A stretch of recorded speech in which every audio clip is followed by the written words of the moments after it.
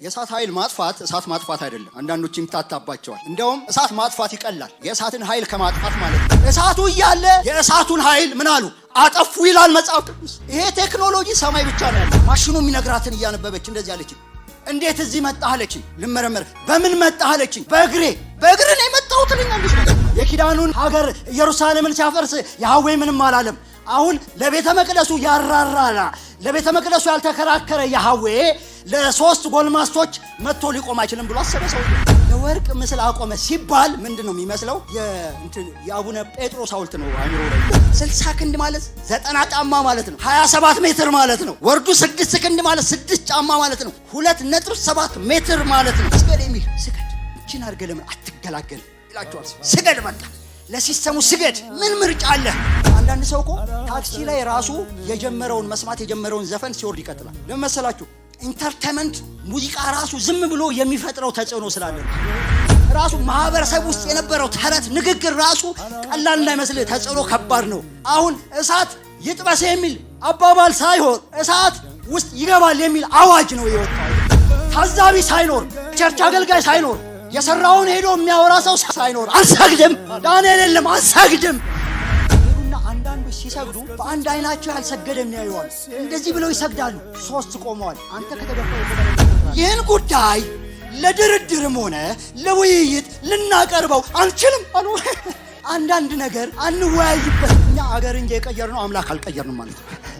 አምላክ አልቀየርንም። አገር ቀይረናል፣ አምላክ አልቀየርንም። አገር ቀይረናል፣ አቋም ግን አልቀየርንም። አንዳንድ ሰው አገር ሲቀይር አቋም ይቀይራል። ሰፈር ሲቀይር የሚቀይራል። እዛ ሰፈርና እዚህ ሰፈር ሲሆን ቸርች ሄዶ ቢሮ ሲገባ አቋም ይቀይራል።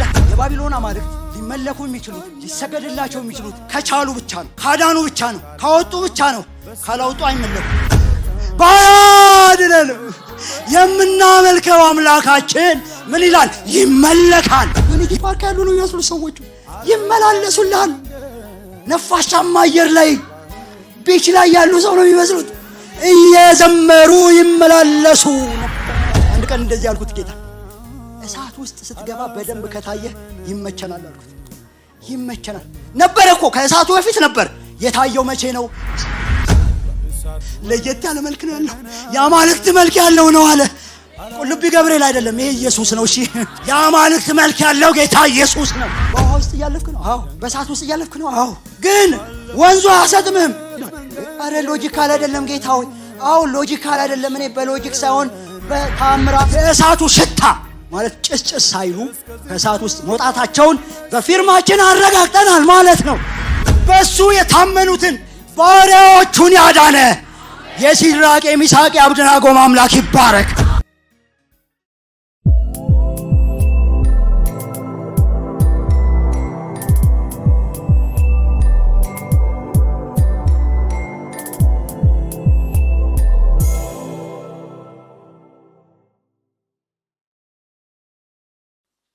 ዕብራውያን ምዕራፍ 11 ቁጥር 32 እስከ 34 እናወጣለን። እንግዲህ ምን እላለሁ? ስለ ጌዶንና ስለ ባርቅ፣ ስለ ሶምሶምም፣ ስለ ዮፍታሔም፣ ስለ ዳዊትና ስለ ሳሙኤልም፣ ስለ ነቢያትም እንዳልተርክ ጊዜ ያጥርብኛልና። እነሱ በእምነት መንግስታትን ድል ነሱ፣ ጽድቅን አደረጉ፣ የተሰጠውን የተስፋ ቃል አገኙ፣ የአንበሶችን አፍ ዘጉ፣ የእሳትን ኃይል አጠፉ። የእሳትን ኃይል አጠፉ። ቁጥር 34 የእሳትን ኃይል አጠፉ። የዕብራውያን ጸሐፊ ይህንን ያገኘው ከዳንኤል ምዕራፍ 3 ቁጥር 27 ላይ ነው። ትንቢተ ዳንኤል ምዕራፍ 3 ቁጥር 27 መሳፍንቱና ሹማምንቱም አዛዦቹና የንጉሡ አማካሪዎች ተሰብስበው እሳቱ በእነዚያ ሰዎች አካል ላይ ኃይል እንዳልነበረው፣ እሳቱ ምን እንዳልነበረው? ኃይል እንዳልነበረው፣ ከዚህ የተነሳ የራሳቸው ጠጉር እንዳልተቃጠለች፣ ሰናፊላቸውም እንዳልተለወጠ፣ የእሳቱም ሽታ እንዳልደረሰባቸው አዩ። መልእክቱ የእሳትን ኃይል አጠፉ። የእሳት ኃይል ማጥፋት እሳት ማጥፋት አይደለም። አንዳንዶች ይምታታባቸዋል። እንደውም እሳት ማጥፋት ይቀላል የእሳትን ኃይል ከማጥፋት ማለት ነው። እሳት አሁን እዚህ ጋር ማንደድ ከፈለኩ 3 ነገር ነው የሚያስፈልገው። እነዛ 3 ነገሮች ከተቀናጁ እሳት ይፈጠራል ማለት ነው። ተቀጣጣይ ካለ አይደል እንደዛ ነው የተማርነው። ከዛ ደግሞ ሙቀት ካለ ክብሪት ነገር ምጭረው ካለ ወይም ፍትጊያ ካለ ከዛ ደግሞ አናየውም እንጂ ኦክሲጅን ካለ 3ቱ አብረው የሚሰሩ ከሆነ እሳት እዚህ ጋር ይነዳል። እና እሳት የማጥፋት ዘዴዎች ሲያስተምሩን ምንድነው የሚሉት? ከ3ቱ አንዱን ከእሳት ውስጥ ብታወጡት እሳቱ ይጠፋል ይላል። ማለት ለምሳሌ የሚቀጣጠለውን ብታወጡት እሳቱ የለም። የሚቀጣጠል ለዛ ነው ማስራብ ይላሉ። ወይም ደግሞ ኦክሲጅኑን ለዛ ነው እሳት ለማጥፋት ሰዎች ያፍናሉ አይደል? ብርድ ልብስ ኦክሲጅኑን ካጠፋችሁት እሳቱ ይጠፋል አይደል? ወይም ደግሞ ሙቀቱን ካቀዘቀዛችሁት ለዛ አይደል? እሳት ሲነድ ለማጥፋት እሳት አደጋ ወይም ደግሞ ውሃ እንጨምራለን። ውሃ የማይጨመርበት እሳት ቢኖርም ማለት ነው ለማጥፋት። እና በቃ ይሄ ነው ቴክኖሎጂው። እሳት የማጥፋት ቴክኖሎጂው ይሄ ነው። መጽሐፍ ቅዱስ ግን እሳቱን አጠፋላቸው አይልም። አያችሁ? እሳቱ እያለ የእሳቱን ኃይል ምን አሉ? አጠፉ ይላል መጽሐፍ ቅዱስ። ይሄ ቴክኖሎጂ ሰማይ ብቻ ነው ያለው፣ መሬት ላይ የለም። ታውቃላችሁ፣ እሳት አደጋ ብትጠሩ እሳት እንጂ የእሳት ኃይል አያጠፋላችሁ። እሳት ውስጥ ገብታችሁ እንዳትቃጠሉ ማድረግ አይችልም። እሳቱን ሊያጠፋላችሁ ይችላል። ሰማይ ግን ከወረደ እግዚአብሔር ግን ከተገኘ የእሳቱን ኃይል ያጠፋዋል። ምን ማለት ነው? ተቀጣጣዩ እያለ በዳንኤል ምዕራፍ 3 አንዱ ተቀጣጣይ ራሱ ሰዎቹ ነበሩ እያሉ ሙቀቱ እያለ ኦክሲጅኑ እያለ ተዋህደው ተስማምተው ለአንድ ዓላማ እየሰሩ ዓላማቸው ደግሞ ምንድነው? ማቃጠል ማጥፋት ሆኖ እያለ ተሰልፈው እያሉ የእሳቱን ኃይል ማጥፋት ማለት ምን ማለት ነው? የእሳትን የማጥፋት ዓላማ ማክሸፍ ማለት ነው። ክብር ለጌታ ይሁን። ዓላማው ሲከሽፍ ማለት ነው፣ ሳይሳካለት ማለት ነው። በእኛ ላይ የደረሰብንን ዓላማውን እያከሸፈ እዚህ ያደረሰን ገና የሚያደርሰን እሱ ክብር ይሁንለት።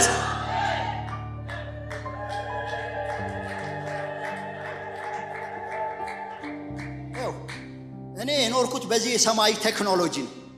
እየወረደልኝ ነው፣ ኃይሉን እያጠፋልኝ ነው። እኔ በጣም ብዙ ምስክርነቶች አሉኝ ወገኖች።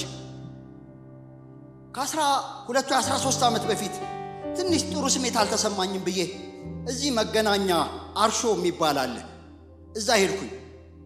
ተመረመርኩ፣ ደሜን መረመሩ፣ ሁሉን ነገር መረመሩ። ሐኪም ማየት አለብህ አሉ። ሄድኩኝ። ሐኪሟ እህታችን ማሽኑ የሚነግራትን እያነበበች እንደዚህ አለች። እንዴት እዚህ መጣህ አለች። ልመረመር። በምን መጣህ አለች። በእግሬ ነው የመጣሁት ትለኛለች ደጋግማ። ለካ ማሽኑ የሚነግራት፣ ማሽኑ በነገራችን ላይ እውነቱን ነው።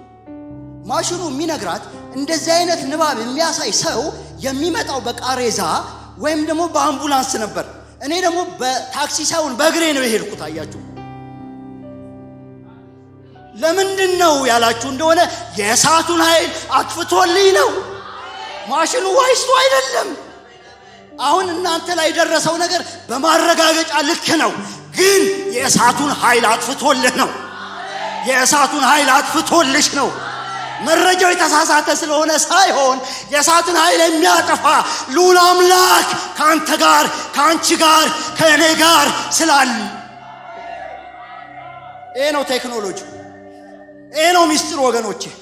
የመኖራችን ሚስጥር ይሄ ነው ወገኖቼ።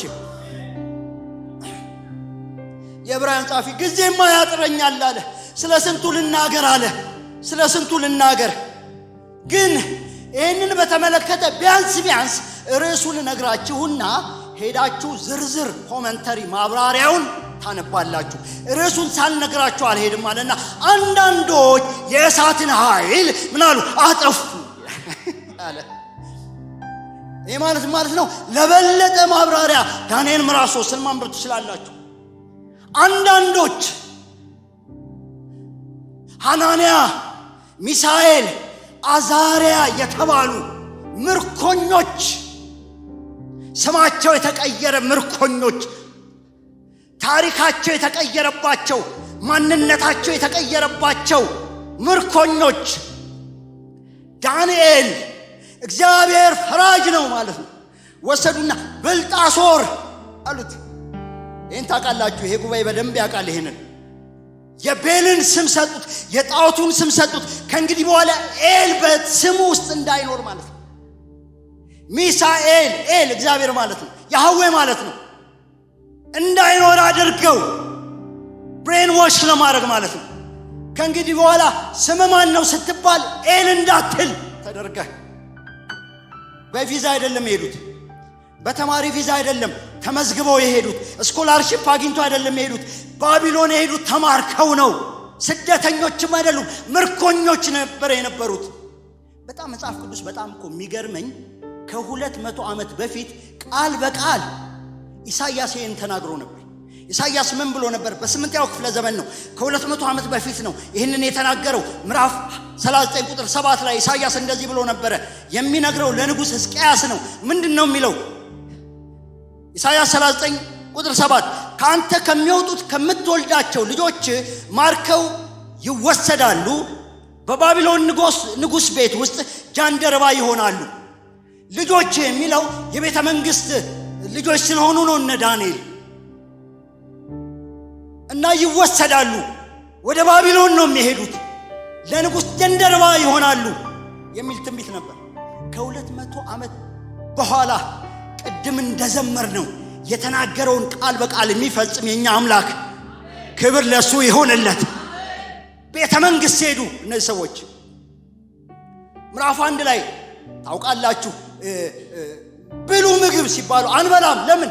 ስለምንረክስ፣ ዳይት ላይ ስለሆነን አይደለም፣ ስለሚያረክስ ለጣዖት ተሰውቶ ስለሆነ የመጣው።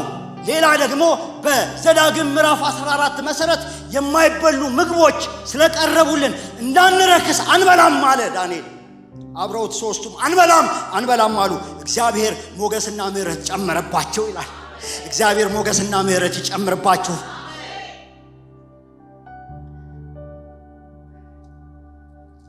ምዕራፍ 2 ላይ ናቡከደነጾር የተባለው ንጉሥ ታሪካዊ የሆነ ህልም እንዳየ ታውቃላችሁ። ንጉሥ መሆን አንዳንድ ጊዜ ጥሩ ነው። ህልም ቢጠፋባችሁም ባይጠፋባችሁም ህልም ስታስፈቱ ህልሙንም ትርጉሙንም መጠየቅ ትችላላችሁ። ናቡከደነጾር ጠንቋዮቹን፣ መተተኞቹን፣ ባቢሎን ውስጥ የነበሩትን ጠቢባን ሁሉ ሰበሰበና ህልሜንም ንገሩኝ፣ ትርጉሙንም ንገሩኝ። አረ እንዴት ይሆናል ንጉሥ ሆይ? አይሆንም። አው ትገደላለህ። አንተ ብቻ አይደለም፣ እዚህ ከተማ ውስጥ ያን ሁሉ ኢንቨስት አድርጎ ከዩኒቨርሲቲ ያስወጣቸው እነ ዳንኤልንም ጭምር ይገደላሉ የሚል አዋጅ ሲወጣ ዳንኤል ሰማና የጸሎት ቡድን አድርጎ ከሶስቱ ጓደኞቹ ጋር ሲጸልይ ያደረ። ሚስጥርን የሚገልጥ አምላክ ሚስጥርን ገለጠለት። እኔ እንደዚህ ነው የምለው፣ የኛ አምላክ ህልም ራሱ ሪዋይንድ ማድረግ ይችላል። እንደዛ አይደል? ለምሳሌ አሁን ቴፕ ቀርቷል። ቴፕ ግን ሲያልፋችሁ ሪዋይንድ የምትላል ስትጫኑ ከመጀመሪያ ያስጀምራል። አሁን ደግሞ ዩቲዩብ ተሄዱ ሲያልፋችሁ ተመልሱታላችሁ። ህልም ሪዋይንድ ማድረግ የሚችል ራሱ የህልሙ ባለቤት ያህዌ የኛ አምላክ ብቻ እና ሪዋይንድ አደረገና ለዳንኤል አሳየው። ዳንኤል ገባና ምስጢር ተገልጧል፣ ከሰማይ ተገልጧል አለ። ነገረው። አንተ ያየው የሆነ ሰውዬ አለ። ይሄ ሰውዬ የተለያየ ማቴሪያል ያለው ነው። ራሱ ጥሩ የሆነ ወርቅ የሆነ ነው። ደረቱ ክንዶቹ ብር፣ ሆዱ ወገቡ ነሐስ የሆነ፣ ጭኖቹ ብረት የሆኑ፣ እግሮቹ እኩሉ በብረት እኩሉ በሸክላ የተሰራ ሰው አይተሃል አለና ትርጉሙ ደግሞ እንደዚህ ነው አለው። እዛው ምዕራፍ 2 ላይ ቁጥር 32 ላይ እንደዚህ ይላል። ይሄ ራሱ ጥሩ የሆነ ወርቅ ማን ነው አለው? አንተ ነህ አለው። ናቡከደነጾር አንተ ነህ ወርቁ አንተ ነህ አለው። ከዛ በኋላ ንጉሥ ናቡከደነጾር ተደፋ ይላል። ተደፋ በዳንኤል እግር ስር ተደፋ እና እንደዚህ አለ። ቁጥር 47 ላይ ምዕራፍ 2 ንጉሡም ዳንኤልን ይህን ምስጢር ትገልጥ ዘንድ ተችሎሃልና በእውነት አምላካችሁ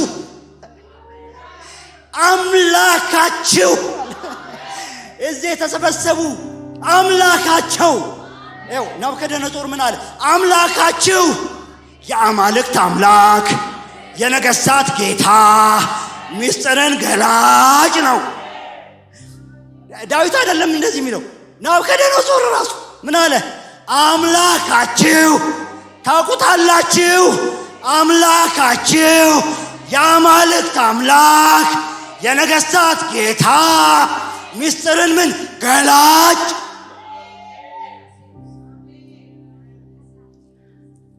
እና ይሄ ከሆነ ከ16 ዓመት በኋላ ምዕራፍ 2 አልቆ ምዕራፍ 3 ሲጀምር፣ በነገራችን ላይ እኛ ምዕራፍ 2ን አንብበን 5 ደቂቃም ሳንጠብቅ 6 ደቂቃም ሳንጠብቅ ምዕራፍ 3ን ነው የምናነበው።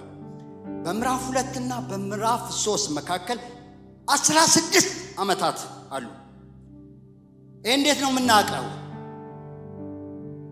የሰብትዋጀንት የሚባል የሰባው ሊቃውንት ትርጉም የመጀመሪያው በግሪክ የተተረጎመ የብሉይ ኪዳን መጽሐፍ ነው። በዚህ መጽሐፍ ላይ እንደዚህ ብሎ ነው የሚጀምረው። ናቡከደነጾር በነገሰ በ18ኛው ዓመት የወርቁን ምስል በዱራ ሜዳ ላይ አቆመ ብሎ ነው የሚጀምረው። በስንተኛው? በ18 ዓመት። ምዕራፍ 2 ቁጥር 1 ደግሞ እኛ አሁን በምናነበውም ትርጉም ላይ አለ። ናቡከደነጾር በነገሰ በስንተኛው? በሁለተኛው ዓመት ናቡከደነጾር ህልም አለመ ይላል። ስለዚህ 18 ሲቀነስ 2 ስንት ነው? 16። በህልሙና የወርቁን ምስል ባቆመበት ዓመት መካከል ስንት ዓመት አለ? 16 ዓመት አለ። ይሄ አይደለም የሚገርማችሁ፣ በዚህ በ16 ዓመት ውስጥ አንድ የሆነ ነገር አድርጓል። ናቡከደነጾር ሄዶ 2 ጊዜ እስራኤልን ማርኳል። በመጨረሻው እንደውም ሄዶ ቤተ መቅደሱን አቃጥሎ ቅጥሯን ሁሉ አፈራርሶ ነው የተመለሰው፣ አንድዶ ቤተ መቅደሱ። ስለዚህ እንደዚህ ይላል፣ ከእጄ ማን ያድናቸዋል ይላል። ያ አምላካችሁ ሲል የነበረው ሰውዬ አሁን ትዕቢት ወጠረው። አያችሁ፣ ቤተ መቅደሱን ሲያፈርስ ዝም ብሎታል። የኪዳኑን ሀገር ኢየሩሳሌምን ሲያፈርስ ያህዌ ምንም አላለም። አሁን ለቤተ መቅደሱ ያራራና ለቤተ መቅደሱ ያልተከራከረ ያህዌ ለ3 ጎልማስቶች መጥቶ ሊቆም አይችልም ብሎ አሰበ ሰውየው። ትልቅ የካልኩሌሽን ስህተት ነው የሰራው ሰው እና እንደዚህ አደረገ ይላል ቁጥር 1 ላይ ቁመቱ 60 ክንድ ወርዱ 6 ክንድ የሆነ የወርቅ ምስል አሰራ ይላል። የወርቅ ምስል ምዕራፍ 2 ላይ ህልሙ ሲተረጉመው ዳንኤል ምን ብሎታል? ይሄ ራሱ ከዚህ በላይ ማን ነው? ወርቅ ነው። ማን ነው ብሎታል? አንተ ነህ ብሎታል። ሰውየው መጣና ራስ የለም፣ ጉልበት የለም፣ ወገብ የለም፣ ደረት የለም፣ እግር የለም፣ ሁሉም ወርቅ እኔ ነኝ አለ። ከላይ እስከ ታች የወርቅ ምስል አቆመ። 60 ክንድ የሚሆን 60 ክንድ ማለት በነገራችን ላይ አንዳንድ ሰው የወርቅ ምስል አቆመ ሲባል ምንድነው የሚመስለው? የአቡነ ጴጥሮስ ሐውልት ነው አይምሮ ላይ የሚመጣው። እንደዛ አይደለም። 60 ክንድ ማለት 90 ጫማ ማለት ነው። 27 ሜትር ማለት ነው። ወርዱ 6 ክንድ ማለት 6 ጫማ ማለት ነው። 2.7 ሜትር ማለት ነው። በህይወት ያለው የዓለማችን ረዥሙ ሰውዬ ቁመቱ 2.51 ነው። 2.50 አሁን የዚህን ሰውዬ ቱርካዊ ነው፣ ሱልጣን ኮሰን የሚባለው ማለት ነው። አንድ ቀን በእንትን አድርጌ ከተለያዩ ከሰዎች ጋር ቆመውና ፎቶ የተነሳውን ስታዩ እሱና ሰውየውን ስታዩ ሰዎቹ በጣም ድቅቅ ያሉ ይሆናሉ። ሰውየው በጣም ግዙፍ ነው። ይሄ ሰውዬ ያሰራው ምስል ናቡከደነጾር 27 ሜትር ነው ማለት የዓለማችን በሕይወት ያለው ረጅሙ ሰውዬ 12 እጥፍ ነው ማለት ነው። በጣም ግዙፍ የወርቅ ምስል አሰራና ዱራ በሚባል ሜዳ አቆመው ይላል። ምን ማለት ነው? ከከተማ ወጣ ብሎ ሜዳማ የሆነ ቦታ ላይ ማለት ነው። አዲስ አበባ አይደለም ያቆመው፣ ባቢሎን መሃል አይደለም ያቆመው። ህንፃዎች እንዲሸፍኑት አይፈልግም። ባቢሎን በህንፃ የተሞላች ናት። ወጣ ብሎ ሜዳ ላይ ብቻዬን ነው የምታየው አለልህ። ለብቻዬ አለና ሁልጊዜ ምንድነው አንድ ነገር ከተሰራ በኋላ ምንድነው የመጀመሪያው የሐውልት ምርቃት፣ የቤት ምርቃት ፕሮግራም አዘጋጀ። የምርቃቱ ፕሮግራም ላይ 8 የስልጣን እርከን ያላቸውን የባቢሎን ባለስልጣኖች ጥሪ አደረገ። መኳንንቶቹን ጠራቸው። መኳንንት ማለት አምባሳደሮች ማለት ነው። ሹማምንቶችን ጠራቸው። የጦር አዛዦች ማለት ነው። አዛዦች ማለት ሲቪል አስተዳዳሪዎች ማለት ነው። የመንግስት ሚኒስትሮች ማለት ነው። አዛውንቶች ማለት ሽማግሌዎች ማለት ሳይሆን ካውንስለርስ ነው የሚለው እንግሊዘኛው፣ አማካሪዎች ማለት ነው። በጅሮንዶች ቀረጥ ሰብሳቢ፣ ገቢዎች ሚኒስትር ተጠራ ማለት ነው። ገንዘብ አስተዳዳሪ ተጠራ። አማካሪዎች ማለት ዳኞች ይላል እንግሊዘኛው ላይ፣ ዳኞችን ጠራቸው። መጋቢዎችን ጠራ። ፓስተሮችን ማለት አይደለም፣ የህግ አዋቂዎች ማለት ነው። አውራጃ ገዢዎችን ጠራ። አውራጃዎችን የሚያስተዳድሩ ማለት ነው። ስለዚህ ሲድራቅ ሚሳቅ አብደናጎም የትኛው የስልጣን እርከን ላይ ስለሆኑ ነው የተጠሩት ታውቃላችሁ? አውራጃ ገዢዎች። ምክንያቱም ምዕራፍ 2 ሲጨርስ ቁጥር 29 ላይ በዳንኤል አቅራቢነት እነዚህ 3 ወጣቶች ሲድራቅ ሚሳቅ አብደናጎም በአውራጃዎች ላይ ገዢ ተደርገው እንዲሾሙ ሲል ሾሟቸው ስለነበረ ጥሪው ይመለከታቸዋል። እንደተጠሩ ንጉሡ አዋጅ አወጀ ይላል ቁጥር 4 ላይ።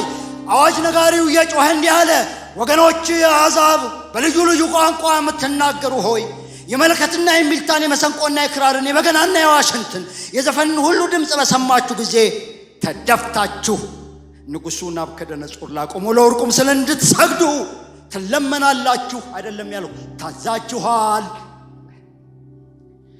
ተደፍቶ የማይሰግድ ሕጉ የሚወጣው አዋጁ የሚታወጀው እስቲ እነዚህ ሰዎች አልሰገዱምና እንደዚህ ይደረግባቸው ተብሎ ሳይሆን ቀድሞውኑ ተነግሯል። ለዚህ ተደፍቶ ለማይሰግድ በዚያ ጊዜ በሚነድድ እሳት እቶን ውስጥ ምን ይላል? ይጣላል ሲባል እነዛ 3 ጀግናዎች ይኸውላችሁ ስገድ የሚል ቅድም ፓስተር ሲናገር ስገድ፣ እችን አድርገህ ለምን አትገላገልም ይላቸዋል። ሰው እችን አድርገህ ለምን አትገላገል? ስገድ፣ በቃ ለሲስተሙ ስገድ። ምን ምርጫ አለ?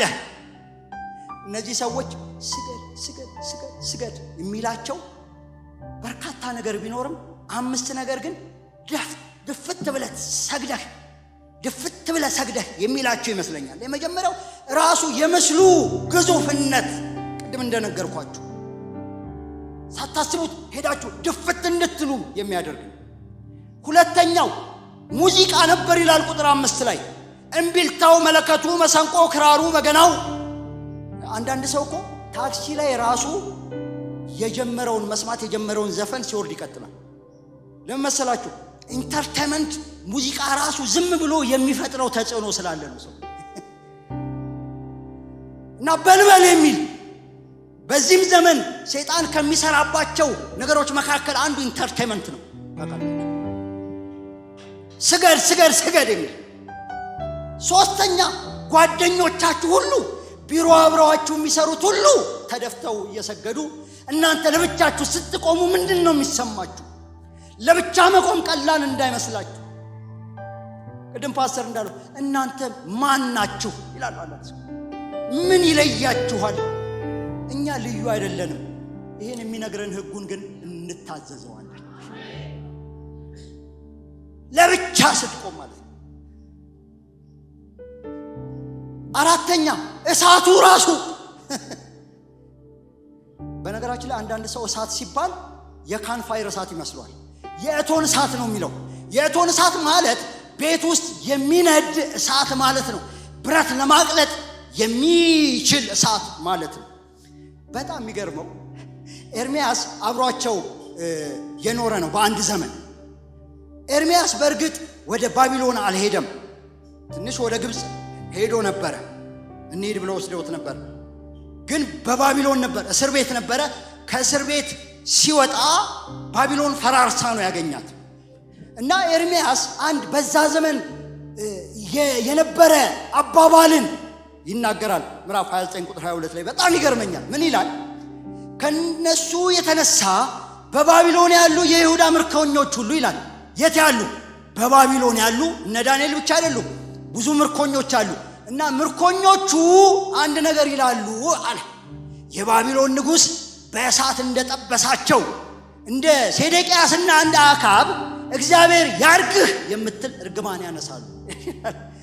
አሁን እናቶች አለን እንግዲህ እርግማን አለ። የሆነ ሀገር ውስጥ የሆነ እርግማን እንዲህ ያርግህ ይላሉ። የዛ ዘመን እርግማን የናቡከደነፆር እሳት ትጥበስህ ነበር ይላል። ራሱ ማህበረሰብ ውስጥ የነበረው ተረት ንግግር ራሱ ቀላል እንዳይመስል ተጽዕኖ ከባድ ነው። አሁን እሳት ይጥበስ የሚል አባባል ሳይሆን እሳት ውስጥ ይገባል የሚል አዋጅ ነው የወጣው። አየህ፣ ናቡከደነፆር ደግሞ ቀልድ አያውቅም።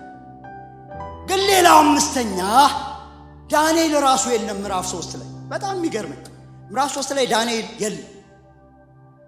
ያ አንበላም እንረክሳለን እያለ የሚጋፈጥላቸው በመንግስት ውስጥ ቁልፍ የስልጣን ቁልፍ የያዘው ዳንኤል ዛሬ ኖ እነሱማ ሊሰግዱ አይችሉም ብሎ አቤቱታ ሊያስገባላቸው አይችልም። ዳንኤል የለም። ለምን እንደሌለ ራሱ ቴዎሎጂያን ተከራክረው ገምተው ደክሟቸዋል። የለም። ሲደክማቸው አንዳንዶቹ አሞት ሊሆን ይችላል ይላሉ። ምዕራፍ 8ን ጠቅሰው ብዙ ጊዜ ይታመማለሁ ስለሚል አይ ዳንኤል ቢዚ ነው ለመንግስት ስራ ሌላ ሀገር ሄዶ ሊሆን ይችላል ይላሉ። በባቢሎን አውራጃ ሁሉ ሾመው ስለሚል ምዕራፍ 2 ቁጥር 48 ላይ ወደ ሆነ አውራጃ ሄዶ ሊሆን ይችላል ይላሉ። ግን አንዳንዶች ደግሞ ትንሽ ይሻላል። ለኔም የሚሻለኝ ምንድነው? ዳንኤል የስልጣን እርከኑ ከፍ ያለ ነበር። ምዕራፍ 2 ቁጥር 49 ላይ ዳንኤል ግን በንጉሱ በር ነበር ይላል። ምን ማለት ነው? ንጉሱ በሌለበት ጊዜ ሁሉ የንጉሱን ስራ ተክቶ የሚሰራው ዳንኤል ነበር። ንጉሱ በዱራ ሜዳ ለማሰገድ ከሄደ ዳንኤል ቤተ መንግስቱን መቆጣጠር አለበት። ሆነም ቀረ ግን ዳንኤል ኖረም አልኖረ ዳንኤል ቢኖር ግን አይሰግድም ነበር። አንበላም ያለው ዳንኤል፣ ጸሎት አላቆምም ያለው ዳንኤል እዚህም ቢኖር ኖሮ አይሰግድም ነበር። ግን አለመኖሩ አገልጋይ ሳይኖር እንዴት ነህ ነው የሚመለከት ሰው እንዴ የሚታዘብ ሰው ሳይኖር እንደዚህ ታረጊያለሽ እንዴ የሚል ሳይኖር ታዛቢ ሳይኖር የቸርች አገልጋይ ሳይኖር የሰራውን ሄዶ የሚያወራ ሰው ሳይኖር ዳንኤል ሳይኖር አልሰግድም። ዳንኤል የለም አልሰግድም። እናንተ ንጉሱ ተበሳጨ። ሳይበሳጭ ራሱ ዝም ብሎ ብስጭት የሚል ሰውዬ ነው። በነገራችን ሰው በታሪክ ብስጭት እንኳን ተበሳይቶ ቀርቶ መጽሐፍ ቅዱስም እንደሚል ታውቃላችሁ። ንጉሱ ተበሳጨ፣ ተቆጣና አምጡልኝ ለምን ሄዱና አንዳንዶች ሲሰግዱ በአንድ አይናቸው ያልሰገደ የሚያዩዋል። እንደዚህ ብለው ይሰግዳሉ። 3 ቆመዋል። አንተ ከተደፋ የቆመ ለምን ትቆጥራለህ? 3 አልሰገዱም አሉ። ሊያጠምዷቸው ሄዱ። ለንጉሱ ነገሩት። አምጡልኝ አለ ናቡከደነፆር። እኔ በወሬ አላምንም አለ። ራሳቸው ሲናገሩ መስማት ፈልጋለሁ። ጥሩ ነው። አንዳንድ ጊዜ ዝም ብሎ ወሬ እንደሰሙ እሳቱ ሲታቱ አይባል። እንዴት ነው ብለሃል አላልክም ቼክ ማድረግ ጥሩ ነው። ናቡከደነጾር እንደዛ ቼክ አረገ። እስቲ እኔ ፊት አንዳንድ ሰው እንደዚህ ይላል፣ ይሄንማ እኔ ፊት አይደግመውም። ናቡከደነጾር እኔ ፊት አይደግሙትም። እሳቱ አይደለም የሚነደው ፊቴ ራሱ ሐሳብ ያስቀይራል አለ። ጥሩልኝ አለ። እንደዚህ አይነት ነገር ሰምቻለሁ። በእውነት ይሄን ነገር አርጋችኋል ወይ አለ ናቡከደነጾር። አርጋችሁታል? አንዳንዴ ሁለተኛ እድል ሲሰጣችሁ ቅድም ስሜታዊ ሆኜ ነበርን? ድሮ ከኦርቶዶክስ እንደወጣን ወላጆቻችን እስቲ አስብበት፣ አስቤበታለሁ፣ ደግመህ አስብበት። ናቡከደነጾር ደግመህ አስብበት። እስቲ አሁንም አሰግድም፣ አዋጁን ደግመዋለሁ፣ ባትሰግድ ቁጥር 15 በሚነድ እሳት እቶን ውስጥ ትጣላለህ። እንደውም ጨመረበታ፣ ከእጄ የሚያድናችሁ አምላክ ማን ነው አለ። ያ ቅድም አምላካችሁ ያልከው ነዋ። የአማልክት አምላክ ያልከው ነዋ። የመለሱት መልስ ይሄ አንዳንድ ሰው አንጀቴን ቅቤ አጠጣው ነው አራሰው ነው የሚሉት። የመለሱት መልስ ምን እንዳለ ታውቃላችሁ? ይህን ጉዳይ ለድርድርም ሆነ ለውይይት ልናቀርበው አንችልም አሉ። አረ ቁጥር 16 ላይ በዚህ ነገር እንመልስል ዘንድ አስፈላጊያችን አይደለም አሉ። አንዳንድ ነገር አንወያይበትም፣ ሳንወያይበት ወስነናል። ኢየሱስ ጌታ ነው። ኢየሱስ ብቻ ያድናል። አንወያይበትም። አስፈላጊ አይደለም አሉ። አስፈላጊ አይደለም አሉና ግን ደግሞ የመናገር እድል ከተሰጠን አሉና አምላካችን አላሉ። ቅድም አምላካችሁ ያልከው አምላካችን እንትለው ቁጥር 17 አምላካችን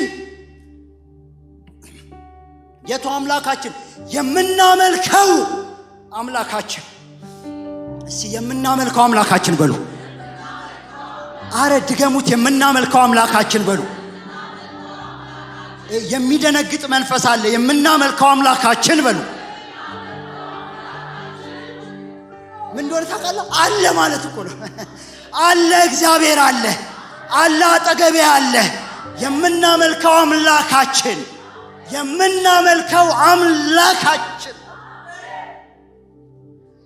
እኛ የምናመልከው አምላካችን ስለሆነ ነው። እስቲ አምላካችን በሉ። የምናመልከው አምላካችን ስለሆነ ነው። የሆነ ነገር አድርጎልናል፣ ግን አምላካችን ስለሆነ እናመልከዋለን። ስለፈጠረን እናመልከዋለን። ደግሞ የምናመልከው አሉ እሱን ብቻ ነው አሉ። እሱን ብቻ ነው የምናመልከው። ለሱ ብቻ ነው የምንሰግደው። ለሱ ብቻ ነው የምንገዛለት። አምላካችን እሱ ብቻ ነው። ምን ማለት መሰላችሁ? እኛ አገር እንጂ የቀየርነው አምላክ አልቀየርንም ማለት ነው። አምላክ አልቀየርንም። አገር ቀይረናል፣ አምላክ አልቀየርንም። አገር ቀይረናል፣ አቋም ግን አልቀየርንም። አቋም አልቀየርንም። አንዳንድ ሰው አገር ሲቀይር አቋም ይቀይራል። ሰፈር ሲቀይርም ይቀይራል። እዛ ሰፈርና እዚህ ሰፈር ሲሆን ቸርች ሄዶ ቢሮ ሲገባ አቋም ይቀይራል። እንደዚህ አሉ። እኛ አሉ የቀየርነው ቦታ እንጂ አቋም አይደለም። አሁንም አምላካችን የቱ አምላካችን? የምናመልከው ባለፈው ሳምንት ተምረናል። ፓስተር ቴዲ የምናመልከው አምላካችን የቱ አምላካችን? የምናመልከው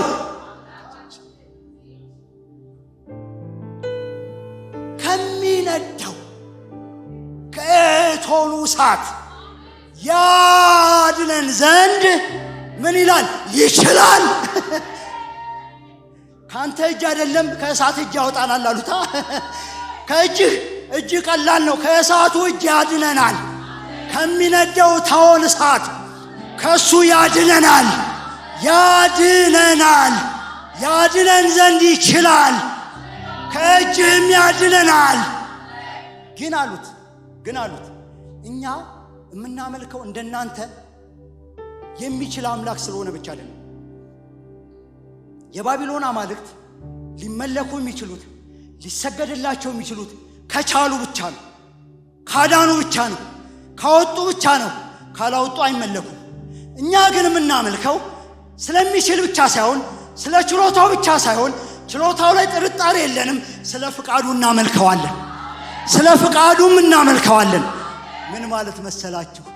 ባያድነንም እንኳን ምን ማለት ነው?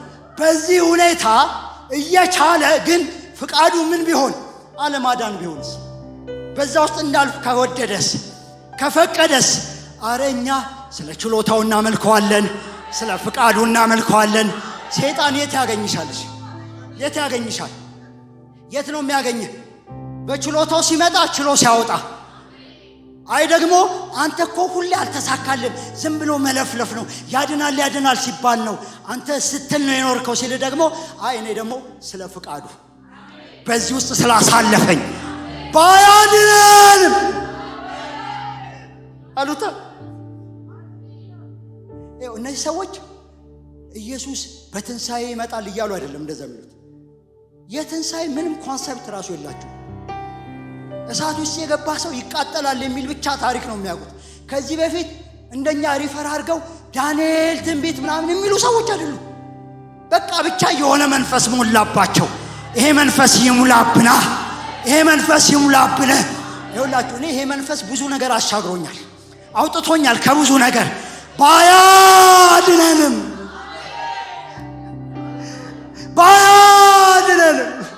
የምናመልከው አምላካችን ምን ይላል? ይመለካል፣ ይሰገድለታል፣ ይዘመርለታል።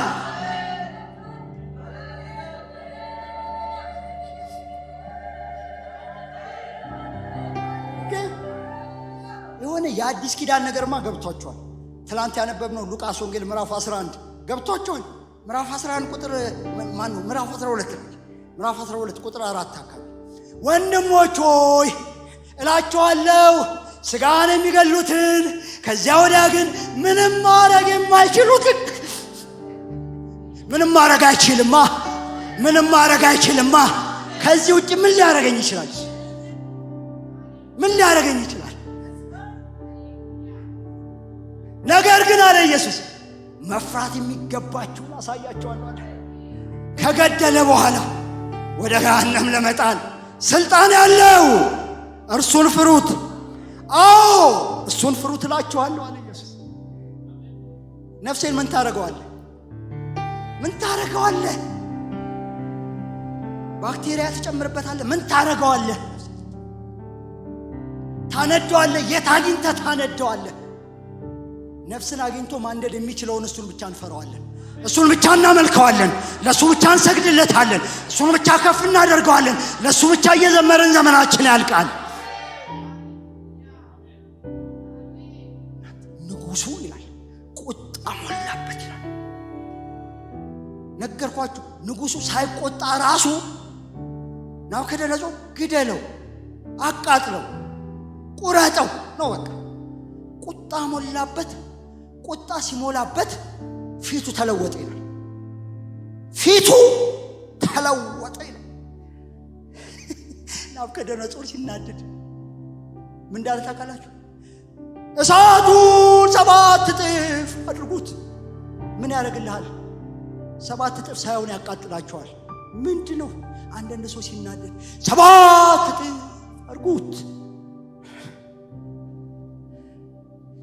7 እጥፍ ባይሆንም እሳት ነው። በቃ ሰው ሲናደድ 7 ደግሞ እንደዚህ አለ። ደግሞ ምሰሩልኝ። ባታስራቸውስ?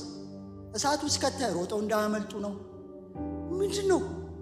በቃ የተናደደ ሰው ትንሽ ትንብላለች፣ የለቀቀች ነገር ተፈጥራለች። ራሱን መቆጣጠር አይችልም። እሰሩልኝ።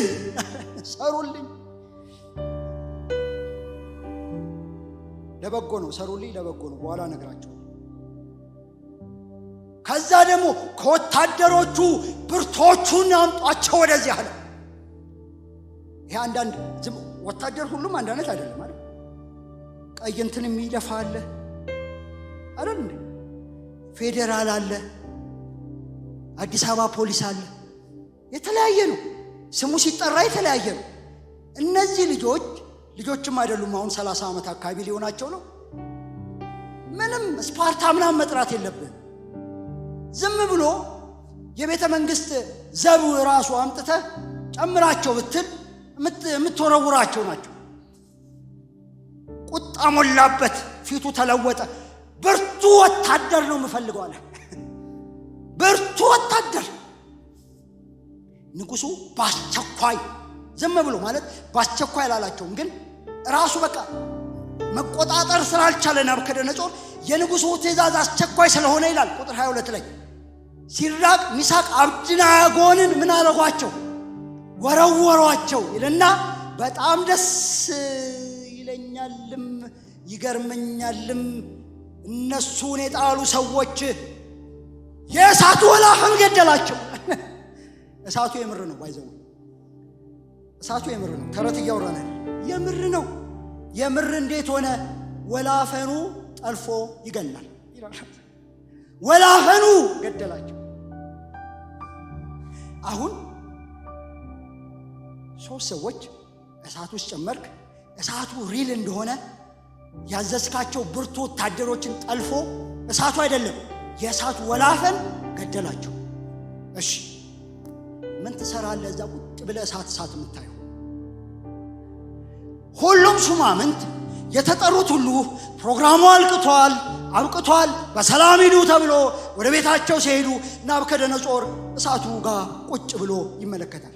የሆነ ነገርማ ሰውየው ግራ ገብቶታል።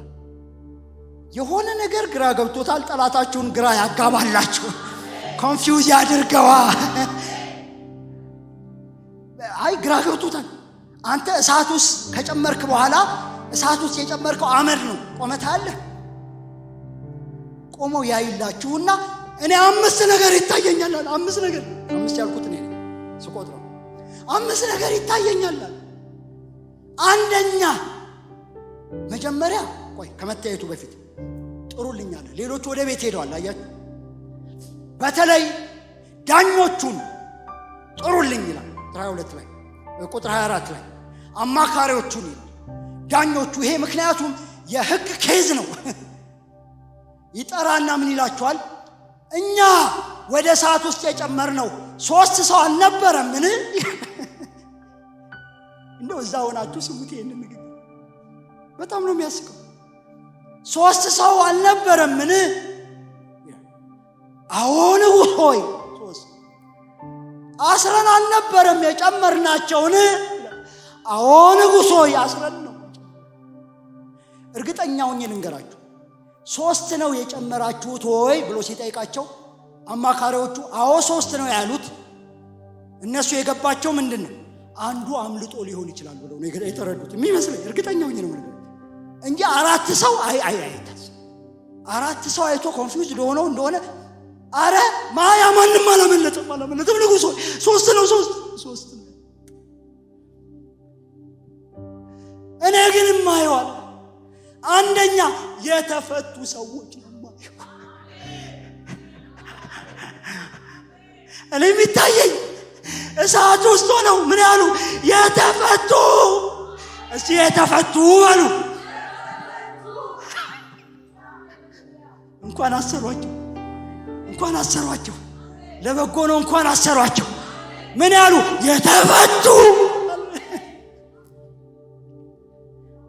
አስረን ነው አይደል ያስጋው። እኔ የሚታየኛው የተፈቱ እሳቱ በሉ ለገመዱ እንጂ ለኔ አይደለም። የተፈቱ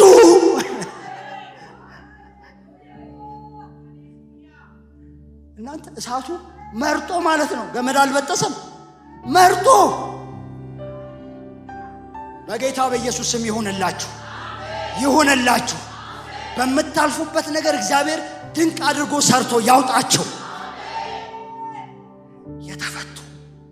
የተፈቱ አረ የተፈቱ በሉ።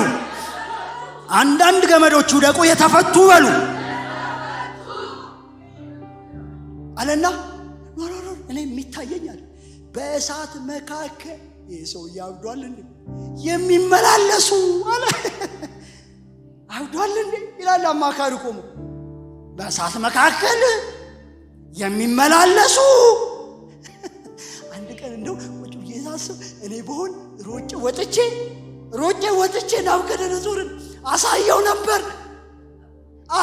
ነበር ይኸውልህ እለዋለሁ አላቃጠለኝም አንተ ወረወርከኝ አልተቃጠልኩም ነው ጸጉሬን ነው ነበር ሰዎቹ ረሱት እናንተ እሳት ውስጥ ረሱት እናንተ ይመላለሳሉ ዝም ብለው ይላል የሚመላለሱ በእሳት ውስጥ እናንተ እሳቱ ሳያቃጥላችሁ 1-2 ደቂቃ ቼክ አድርጋችሁ ሮጣችሁ አትወጡም እንዴ በእሳት ውስጥ የሚመላለሱ እንደውም የሰብተዋጀንት ትርጉም እንደዚህ ይላል እየዘመሩ ይመላለሱ ነበር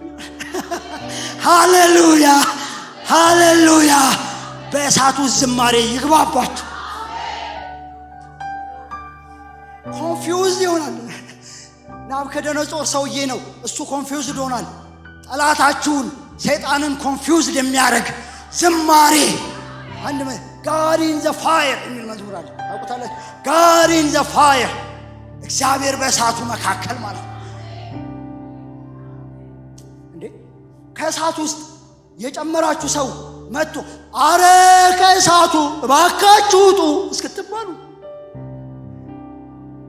ለምንድነው የተመቻቸው አብሯቸው ያለው አራተኛው ሰው ቅድም የዘመርነው ነው አጠገቤ ነህ ይላል ሁሉ ሰላም ነው ለምን አጠገቤ ነህ ነው አራተኛው ሰው አለ እዛ አብሯቸው እና ወቅ ያደርጉል እንዴ ዩኒቲ ፓርክ ያሉ ነው የሚመስሉ ሰዎች ይመላለሱልሃል ነፋሻማ አየር ላይ ቢች ላይ ያሉ ሰው ነው የሚመስሉት እየዘመሩ ይመላለሱ ነበር ይሄ የክርስትናው ውበት ነው በነገራችን ላይ እሳቱ አለ አዎ በሽታው አለ አዎ ሲሰሙ እየሰራ አይደለም አዎ ቤት ውስጥ ችግር አለ አዎ እየተመላለስኩ ዘምርለታል እንደዚህ አርጎ አንዳንዶቻችሁ ገብታችሁ መዝሙር ባችሉ እንደኔ ድምጻችሁ የሚዘበራረቅ ቢሆንም ዝም ብላችሁ መኝታ ቤታችሁን ቆልፉና እየተመላለሳችሁ ዛሬ ማታ ዘምሩበት እየተመላለሱ ይዘምሩ ነበር እኔ የሚታየኛል እኔ 2 ሰው ስላየው አይደለም የጠራው አለ ሶስተኛው መገለጥ ምንድነው አራተኛ ሰው ያለው አራተኛ ሰው እኔ ጌታ ኢየሱስን ወደዋለሁ ከእሳቱ በፊት አብራችሁ ቆማችሁ እሳቱ ስትገቡ ሸኝቷችሁ አይመለስም አብሮ ይገባል አብሮ ገባ ያድነናል ባድነንም ብላ ነበር አይደል አዎ ከእሳቱ በፊት አልታይም ነበር እሳቱ ስገባ ታየዋለሁ ሃሌሉያ አንድ ቀን እንደዚህ አልኩት ጌታ እሳት ውስጥ ስትገባ በደንብ ከታየ ይመቸናል አልኩት ይመቸናል ነበር እኮ ከእሳቱ በፊት ነበር የታየው መቼ ነው እሳቱ ሃሌሉያ በአንዳንዶቻችሁ ህይወት ውስጥ ስሙኝ በደንብ በአንዳንዶቻችሁ ህይወት ውስጥ እሳት ውስጥ ስትገቡ ኢየሱስ ቦግ ብሎ ይታያል ደምቆ ይታያል ከብሮ ይታይልን አሜን ታያ አይገርም አራተኛ መገለጣልኝ አለ ምንድነው ማየዋለ ምንም ያልቆሰሉ ሃሌሉያ ምን የሆኑ ምንም ያልቆሰሉ ምንድነው አንቺ እንደዚህ ሁሉ ይሆንሽ መስቂው ምንም ያልቆሰሉ እውነታቸውን እኮ ነው ለሚያይ ሰው እኮ ልክ ነው እሳት ውስጥ የሚመላለስ ሰው ምንም ያልቆሰለ ሰው ሎጂካል አይደለም ግን የሰማይ ቴክኖሎጂ እንደዛ ስለሚሰራ አንቺን ያገኘሽ ነገር ሌላ ሰው ቢያገኘው ድምጥማጡን እንደሚያጠፋው ስለሚያውቁ አንቺ ግን ምን ሆነሽ ነው የምትዘምሪው አራተኛው ሰው ሃሌሉያ። ያልቆሰልከው ለምንድን ነው? አራተኛው ሰው። ኢኮኖሚው የሚነግርህን ቃለው ያላቆሰለ አንተ ቤት ሲገባ ኃይሉ የከዳው ለምንድን ነው? አራተኛው ሰው። የማመልከው ጌታ ኢየሱስ አብሮኛለው። ጌታ ኢየሱስ። አምስተኛው ኃይለኛ መገለጥ ነው። ኃይለኛ መገለጥ ነው። ምን አለ? የአራተኛው መልክ የአማልክትን ልጅ ይመስላል። አሁን ዞር አለና ሶስቱን ረሳቸው። ናቡከደነፆር ራሱ ሶስቱን ያልወረወረውን ሰውዬ ብሎ ሲያይ ይሄ ሰውዬ ለየት ያለ መልክ ነው ያለው። ለየት ያለ መልክ ነው ያለው። የአማልክት መልክ ያለው ነው አለ። ቁልቢ ገብርኤል አይደለም፣ ይሄ ኢየሱስ ነው። እሺ አይደለም፣ ገብርኤል አይደለም፣ ገብርኤል ይሄ ጌታ ኢየሱስ ነው። የአማልክት መልክ ያለው ጌታ ኢየሱስ ነው። ጌታ ኢየሱስ ነው። አራተኛው ሰው ጌታ ኢየሱስ። ኢየሱስ ከኛ ጋር አማኑኤል፣ አማኑኤል ወንድ ልጅ ትወልዳለች ስሙንም አማኑኤል ይሉታል የተባለው የተፈጸመብን። ሃሌሉያ። ትርጓሜው እግዚአብሔር ከኛ ጋር የሚል ነው ይላል። እግዚአብሔር ከኛ ጋር። በውሃ ውስጥ እያለፍክ ነው? አዎ። በእሳት ውስጥ እያለፍክ ነው? አዎ። ግን ወንዙ አያሰጥምህም ይላል። አረ ሎጂካል አይደለም ጌታ ሆይ። አዎ ሎጂካል አይደለም። እኔ በሎጂክ ሳይሆን በታምራት ነው የምሰራው ይላል። እሳቱም አያቃጥልህም ይላል። ለምን? እኔ ካንተ ጋር ነኝና።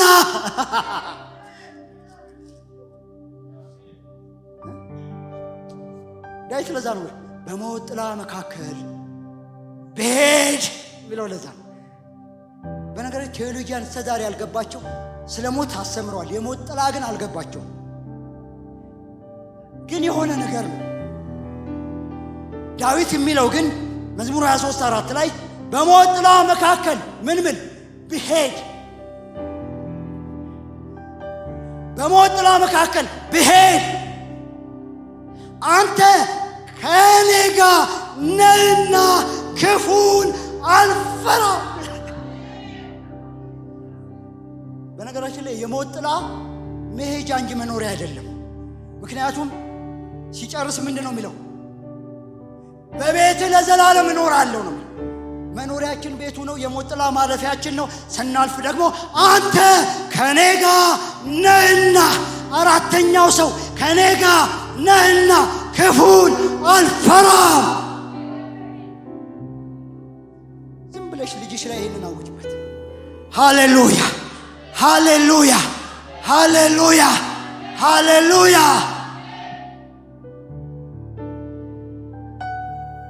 ከዛ በኋላ አማካሪዎች፣ ሹማምንቶች፣ መሳፍንቱ፣ አዛዡ በሚሊተሪ ኮሚቴ ተዋቀረ።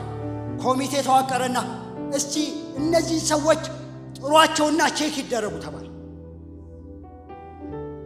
በኮሚቴ ቼክ ሲደረግ እንደዚህ አለ። ኮሚቴ ቃለ ጉባኤ ይዞ መጣ። ቁጥር 27 ላይ እንደዚህ አለ።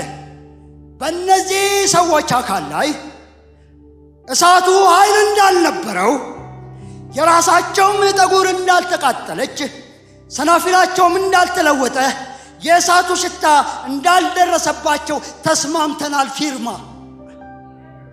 ሃሌሉያ ሃሌሉያ። መጀመሪያ ከራሳቸው ጠጉር ጀምሩ። ምክንያቱም እሳቱ ሲገባ መጀመሪያ የሚቃጠለው ጠጉር ነው። ደህና ነው፣ ራይት። ከዛ ልብስ ነው፣ ራይት። አንዳንዱ ነው የአፍንጫ ደግሞ የሚወዳል። የእሳቱ ሽታ ማለት ጭስጭስ ሳይሉ ከእሳቱ ውስጥ መውጣታቸውን በፊርማችን አረጋግጠናል ማለት ነው። የእሳትን ኃይል አጥፉ። ናቡከደነፆርም እንዳለ ነግሬያችሁ ጨርሳለሁ። መዝሙር አለኝ አለ። ተስፋዬ ጋቢሶ ከመዘመሩ በፊት የዘመረው መዝሙር ናቡከደነፆር መልአኩን የላከ ከአምላካቸው በቀር ማንንም አምላክ እንዳመልኩ ለሱም እንዳይሰግዱ ሰውነታቸውን አሳልፈው የሰጡትን የንጉሱን ቃል የራሱ የተላለፉትን በሱ የታመኑትን ባሪያዎቹን ያዳነ የሲድራቅ የሚሳቅ የአብደናጎም አምላክ ይባረክ። ያንተ አምላክ ይባረክ። የኔ አምላክ ይባረክ። ያንቺ አምላክ ይባረክ። ባሪያዎቹን ያዳነ ይባረክ። ባሪያዎቹን ያዳነ ይባረክ። ታውቃላችሁ ንጉስ ማን ከልካ ያለው አዋጅ ያወጣል ሳይማከር፣ ፓርላማ ሳያማክር አዋጅ እኔ በእነዚህ ሰዎች አምላክ ላይ አለ እንደዚህ አለ። ሌላ እንደዚህ የሚያድን አምላክ ስለሌለ አለ እንደዚህ የሚያድን ሌላ አምላክ የለምና እንደዚህ የሚያድን ሌላ አምላክ የለምና።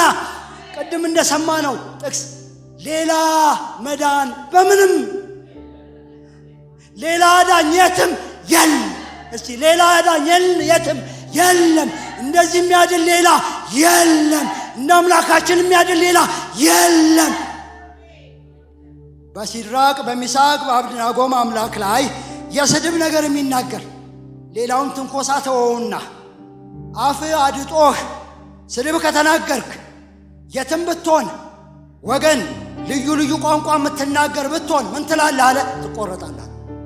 ሰውየው ትቆረጣለህ፣ ትቃጠላለህ ነው ግጥሙ።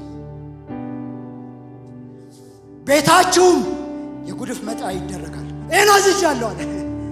እሳት ውስጥ እንድትገባ አዝዣለሁ ያለው ሰውዬ ማለት የመጨረሻውን ጥቅስ ላንብብላችሁ። አሁን ስሙኝ የመጨረሻውን ጥቅስ። ከዛ መጣና ንጉሥ አይደል ከአዋጅ በኋላ የሐውልት ምርቃት ፕሮግራሙ ተቀይሮ የሹመት ፕሮግራሙ የኦርዲኔሽን እንደዚህ አለ።